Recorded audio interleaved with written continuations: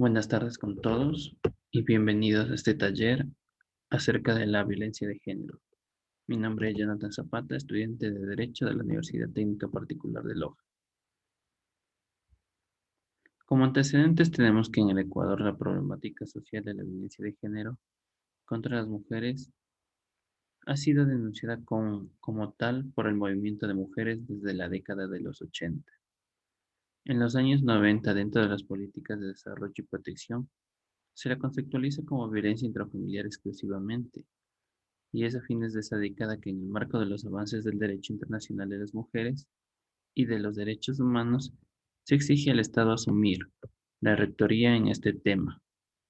Resultado de este proceso en Ecuador, en 1994 se crean las primeras comisarías de la mujer y la familia y en 1995 se promulga la Ley contra la Violencia de la Mujer y la Familia.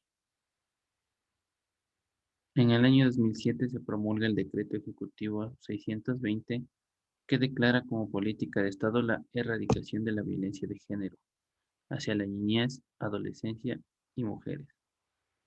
Para ejecutarlo se formula ese mismo año el Plan Nacional de Erradicación de la Violencia de Género, en el marco del cual se realiza la presente encuesta. Para el 2008, la Corte Constitucional de la República del Ecuador nos define como un Estado de Derecho y expresamente reconoce y garantiza a las personas el derecho a una vida libre de violencia en el ámbito público y privado. Igualmente tenemos definiciones de los tipos de violencia que sufre la mujer. Violencia física, donde todo acto de fuerza que cause daño, dolor o sufrimiento físico en las personas agredidas, cualquiera sea el medio empleado y sus consecuencias. Violencia psicológica, que constituye toda acción o omisión que cause daño, dolor, perturbación emocional, alteración psicológica o disminución de la autoestima de la mujer o familiar agredido. Violencia sexual. Se considera violencia sexual la imposición en el ejercicio de la sexualidad de una persona, a la que se le obliga a tener relaciones o prácticas sexuales con el agresor o con terceros, mediante el uso de la fuerza física, la intimidación, amenazas o cualquier otro medio coercitivo.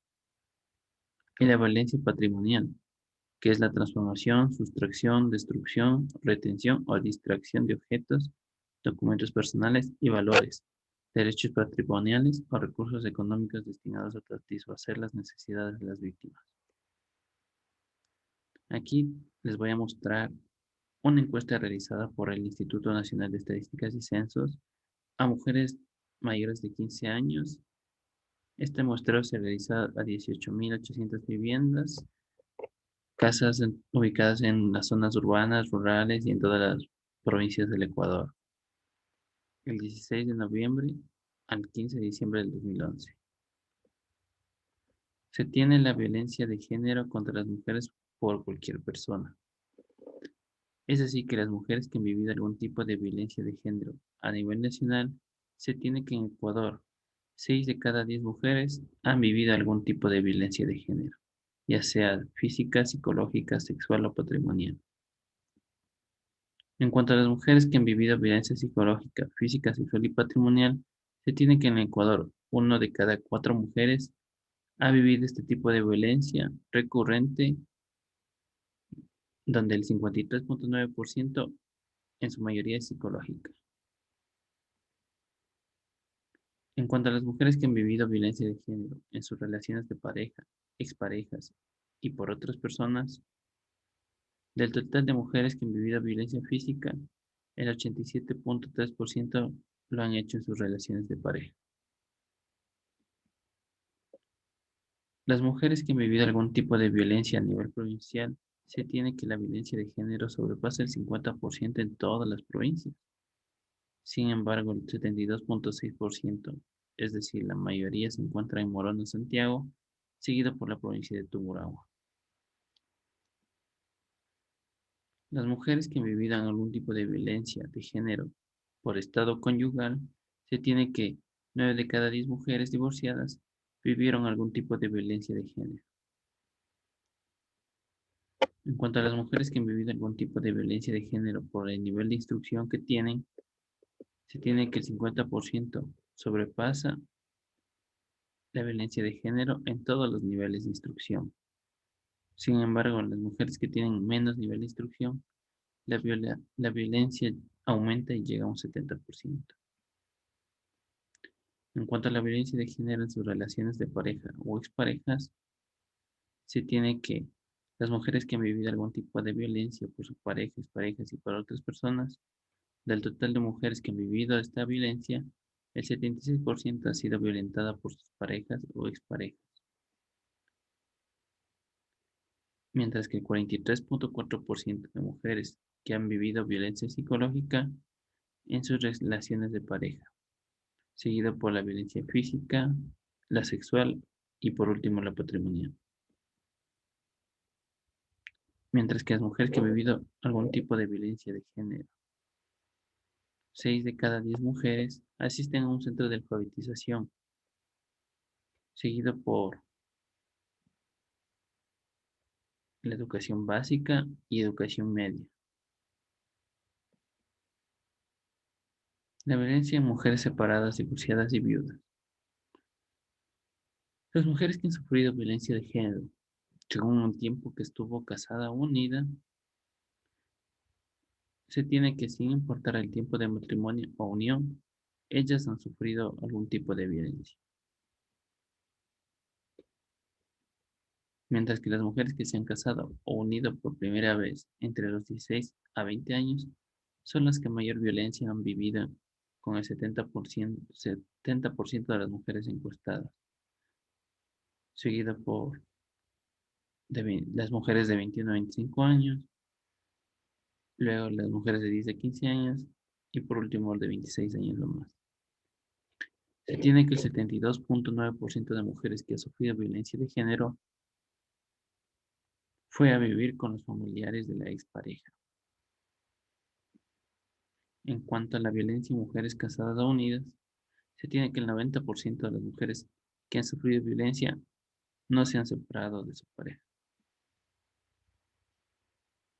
Esta violencia de género genera enfermedades físicas que padecen las mujeres. En cuanto afectan su sistema reproductor, cuando sufren violencia física, pueden alterar igualmente su sistema urinario, su sistema digestivo, su sistema respiratorio o incluso la piel. En cuanto al perfil del agresor, se tienen las siguientes características: que es excesivamente celoso, posesivo, se irrita con facilidad cuando le ponen límites, no controla sus impulsos, abusa de bebidas alcohólicas, culpa a otros de sus problemas, experimenta cambios bruscos de humor, comete actos de violencia y rompe objetos cuando se enfada, cree que la subordinación de la mujer al hombre, tiene antecedentes de maltrato a otras mujeres y tiene baja autoestima. En cuanto a la escalera cíclica de la violencia de género en la adolescencia de una mujer, se encuentran el control, la ubicación de amistades y la ubicación de redes sociales. Existe el aislamiento de amistades, su chantaje, agresiones sexuales, humillaciones, intimidaciones, agresiones físicas, agresiones sexuales y violencias físicas. En cuanto a las medidas que se deben tomar, existe el ¿dónde estamos? Se tiene que el 80.3% de las mujeres consideran haber sufrido violencia de género de algún tipo en la provincia de Pichincha. No se han realizado campañas de concientización contra violencia de género. Las mujeres que han sufrido violencia de género carecen de información y respaldo legal frente a esta problemática, ya que existe poca o nula información actualizada de casos de violencia de género. ¿A dónde se puede llegar o a dónde se va a llegar? Se tiene que la falta de denuncias de violencia de género por parte de mujeres provoca que se sigan manteniendo estos problemas. La falta de información actualizada de violencia de género, sin embargo, es creciente y las campañas de concientización y de charlas desde creciente o casi nulas. ¿A dónde se quisiera llegar? Lo que se busca es que haya entidades que creen campañas preventivas enfocadas a eliminar los actos machistas mediante asociaciones con diversas organizaciones con el fin de ayudar a frenar la violencia de género. Se debería lograr interés social por parte de organismos públicos, privados y ONGs con respecto al tema de la violencia de género, con el fin de buscar apoyo de los mismos, logrando brindar actividades destinadas a tratar esta problemática como charlas, eventos, etcétera. El objetivo es crear campañas en un conjunto con la Policía Nacional, juntas parroquiales, tenencias políticas y ONGs en sectores rurales donde se encuentra la mayor incidencia de violencia de género. Se necesita debida diligencia, en donde los estados tienen la obligación de adecuar sus estructuras, procesos y procedimientos para garantizar la debida diligencia para proteger mujeres, niñas y adolescentes contra toda forma de violencia por razones de género, debiendo así prevenir, investigar y castigar los actos de violencia, respondiendo ante las víctimas los actores, estatales, no estatales y particulares. En cuanto al acceso a la justicia, se tiene que es un recurso sencillo y eficaz que cuenta con las debidas garantías que protejan a las mujeres cuando denuncian hechos de violencia, con medios judiciales y de cualquier otra índole que garanticen la debida reparación. En cuanto al acceso a la justicia, los procedimientos de investigación pueden obstaculizar el acceso a la justicia de las víctimas cuando se dirigen a evaluar la conducta de la víctima, en lugar de considerar el contexto en cómo ocurrieron los hechos y así como las evidencias indirectas. No puede inferirse el consentimiento de la víctima de su palabra o conducta en un entorno coercitivo, ni de su silencio o falta de resistencia, así como tampoco reduce la credibilidad del testimonio del testigo por su comportamiento sexual previo o posterior al hecho.